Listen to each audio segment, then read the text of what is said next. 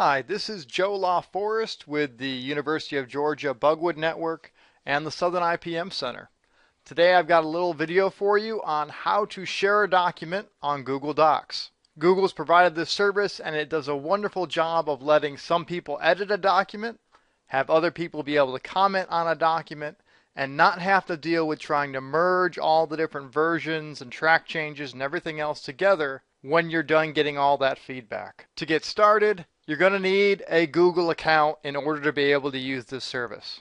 It doesn't have to be a Gmail address. It just has to be an email address that you've registered with Google to set up your account. You will also need the email addresses of those people you want to be able to edit any document that you post. If you want that editing to be restricted to a certain group of people, or you want to give access to some people to be able to comment while other people have the ability to edit. If it's just a document that you want to open up for anyone in the world to be able to edit, or only people with a certain link to be able to edit it, they don't need to have Google accounts. A way to kind of think about this is if you want to restrict access to something by certain people, the system's going to have to know who those people are, and they're going to have to sign in to prove themselves. If you can think of a situation where that's going to need to be the case, they're going to need a Google account. I'll be demonstrating this today using Chrome as my browser. Other browsers will work just fine. IE 9 and 10 work wonderfully. IE 7 and 8 may have an error message pop up that some features may not work. Other browsers such as Firefox, Opera, Safari also work, but the user has to have them updated.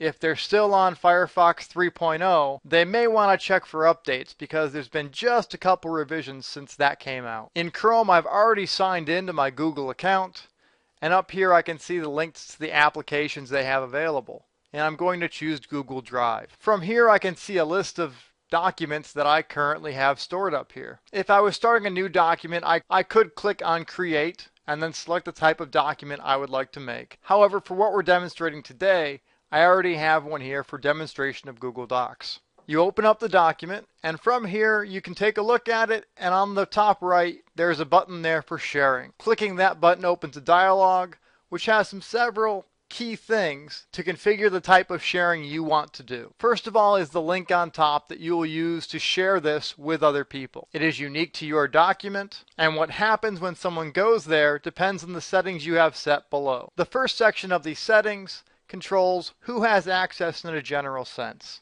That if I send this link on to just any old person, what happens when they click on that link? I can change these settings and see my options that are available.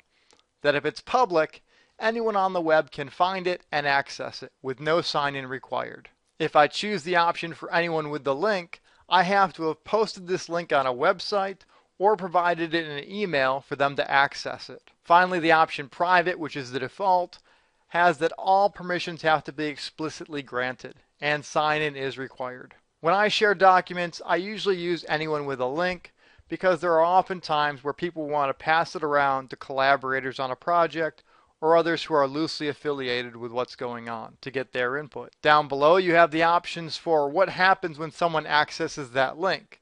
That they can either view, they can comment, or they can actually edit it. If this is going to be a document you're going to share with a small, close-knit group that works well together, you can often allow them to edit the document directly and trust that everyone's going to play nice together in collaboratively writing the document. If it's going to be more of a document where there'll be collaboration, certain people will comment, but you really want to have certain people with author controls on it, allowing can comment will allow them to provide input to you, have discussion on those different comments, and then allow a select group of editors to work on the document to resolve any issues that come up. After you've made your choices, click Save, and it returns you to the dialog you were at previously. That area of the page set up what happens when anyone goes to that link. You can then make explicit permissions for other individuals. So currently with this document, anyone can comment on it. I'm going to add some other individuals that I would like to have the ability to actually edit the document. So I type in their email address, choose what their permission is, and then click Share and Save. See that the email address has changed from bugwood@uga.edu. This is because that Google account has 2 email addresses associated with it, and Google has provided the email address that is listed as the primary address by that user. After I finish adding people to this, I'll copy the link, say done, and then use that link anywhere I want people to be able to access this document, whether I'm posting it to some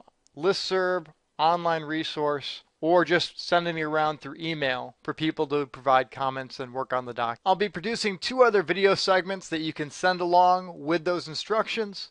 The first one is going to be on how to edit a document on Google Docs. The second will be how to comment on a document in Google Docs. Hopefully these video segments will be helpful. The purpose of these video clips is to help make people a little more comfortable with the technology before they actually go to use it, to help reduce some of the learning curve and trepidation they may have about trying new technology.